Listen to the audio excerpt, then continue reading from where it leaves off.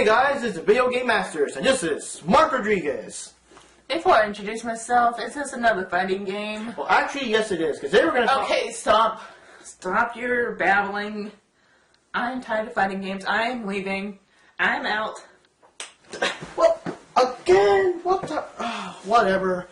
Whatever. I guess I'll do it myself this time. And I guess this time there's no, like, Robo Ducky or anyone else coming in, so I get to do it myself. So anyways, guys, today we're going to talk about PlayStation All-Stars for the PS3. And this is basically like the Sony PlayStation version of the whole, Super Mario Smash Bros. Thing. So instead of Nintendo characters, we're going to have Sony characters, like Heihachi from Tekken, Kratos from God of War, Parappa the Rappa, if you still remember him. And, of course, we even have Nathan Drake from the famous Uncharted series.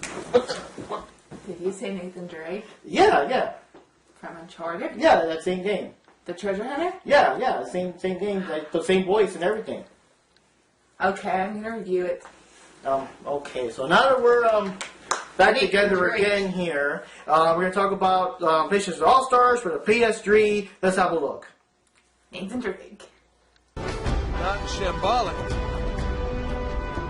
Last chance to walk away.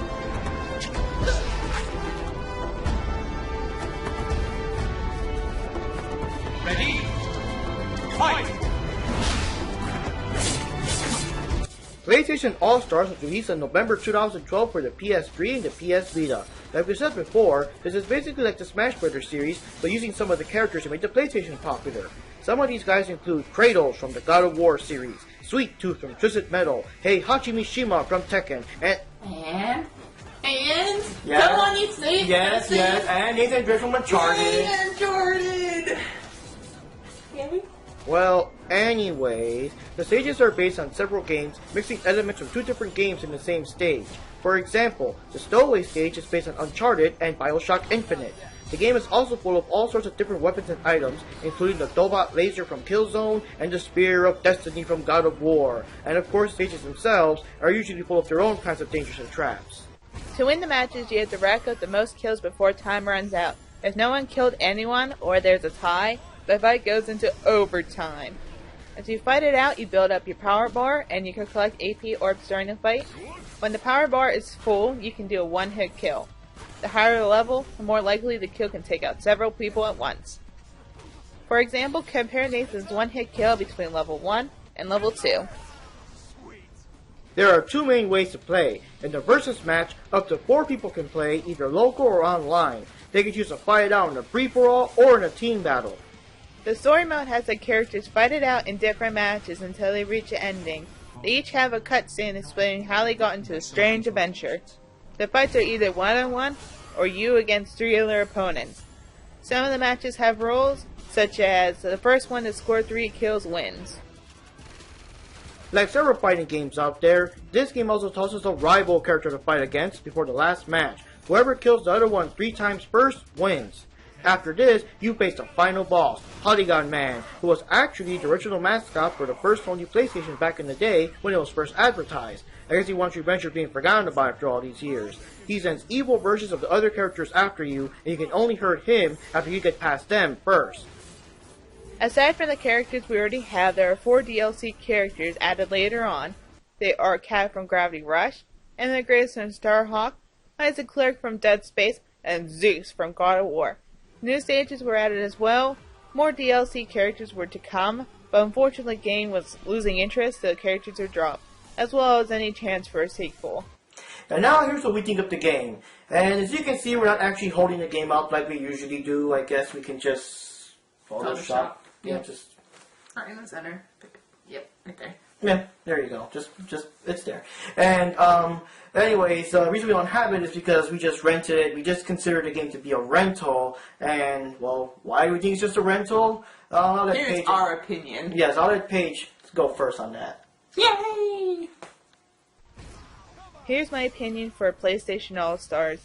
Well, the first thing I gotta say, it's not that amazing. It's only worth a rental.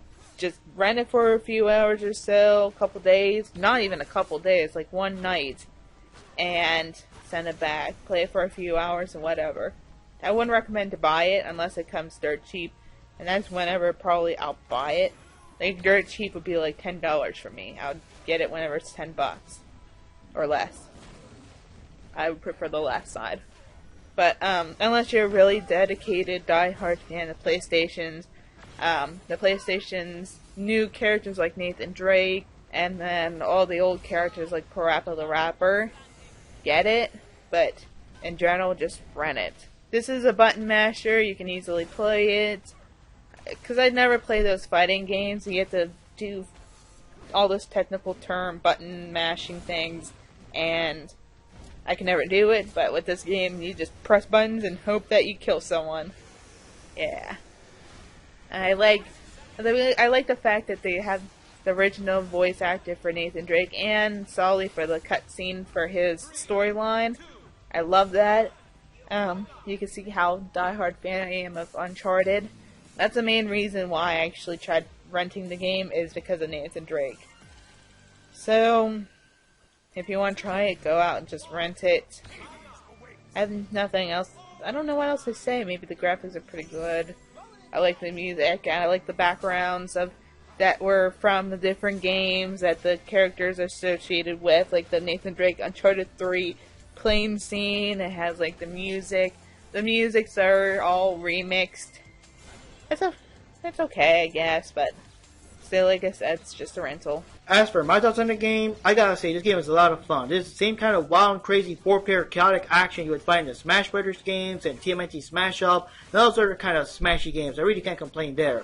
I guess the only downside for me personally are these obscure characters and items from games I don't really recognize because I'm mostly into fighting games. So hey, that's just me. I'm sure a lot of you watching this video right now are big fans of God of War and Twisted Metal and all those other games, and you recognize all the characters and the references and the storylines and all that, but for me, well, not so much. I do admit, I haven't played these games myself, but I at least recognize most of the main characters. I would like to see a couple more familiar faces for me, like someone from Soul Calibur, someone from Battle Arena Tone Shinden, and hey, Lara Croft herself. I mean, she started off on the PlayStation. She is a PlayStation All-Star, so where is she?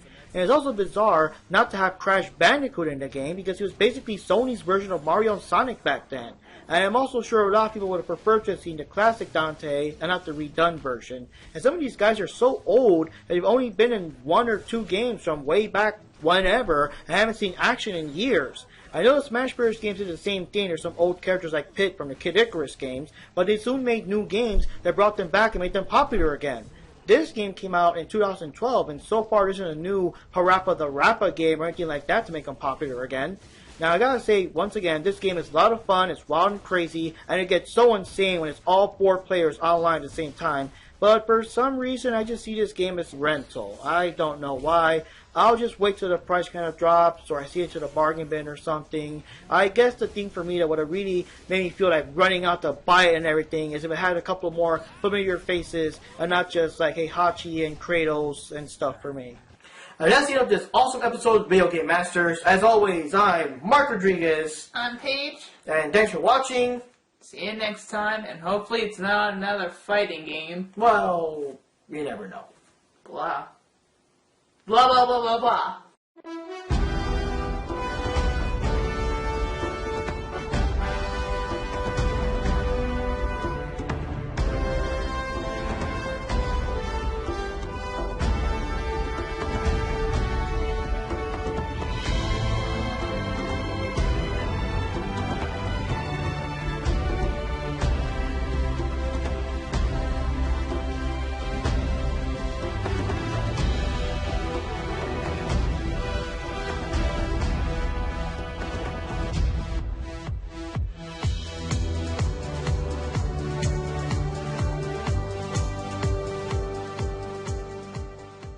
Hey, Hachi, no thong?